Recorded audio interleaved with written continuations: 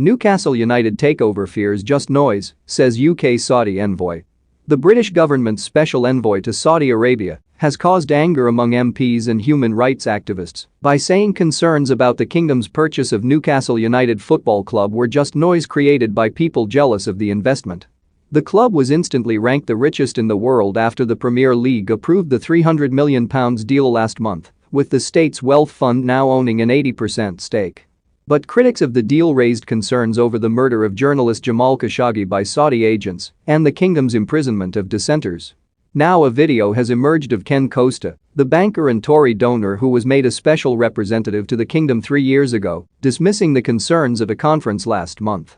Asked whether jealousy was behind them, he replied, "Yes. It's a competitive world," he told an interviewer from Arab News. "You see a strong player coming into your market, what do you want to do? You want to create noise.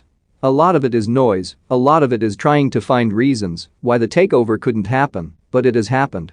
Costa, who was part of the British delegation at a Riyadh investment forum, said that the move by the kingdom's public investment fund would mean significant investment in the northeast. "There is a very real possibility of welcoming Saudi investment into a part of the UK to create jobs, to be able to be working in and around something where people can really identify with, which is football and the football club. It's a positive thing for the fans and for football generally," he said, adding that Boris Johnson was committed to building a relationship with Saudi Arabia. "I have been the special representative of the Prime Minister for the last 3 years and, coming to the end of that, I have been able to see the extraordinary depth of the commitment between the two countries," he said. His comments drew criticism. Felix Jakins, head of priority campaigns at Amnesty International UK, said, "It is disappointing that someone in Ken Costa's position would describe the serious issues being raised over the Newcastle takeover as mere noise." Under Crown Prince Mohammed bin Salman's leadership, the human rights situation in Saudi Arabia remains dire, with government critics, women's rights campaigners, Shia activists and human rights defenders being harassed and jailed, often after patently unfair trials, he said.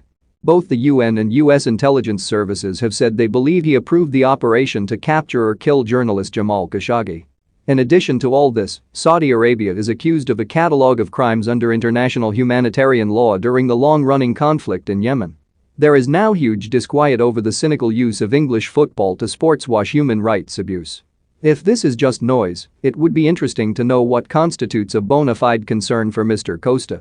Layla Moran, foreign affairs spokesperson for the Liberal Democrats, said the remarks were tone-deaf. "The Saudi Arabian government has one of the worst human rights records in the world. Brushing that off as just noise is outrageous," she said. "This issue goes much deeper than Newcastle United. Anyone who cares about the government acting with integrity should be highly concerned by the way in which Boris Johnson and his colleagues are cozying up to the Saudi regime. There needs to be lessons learned from the Newcastle deal, but sadly our government and its shameful record has no leg to stand on." Costa did not respond to requests for comment. The government said it had not had a role at any point in the takeover of Newcastle United. "This has been a commercial matter for the Premier League to assess under its owners and directors test," a spokesperson said. While the government has maintained it played no part in the takeover, it has already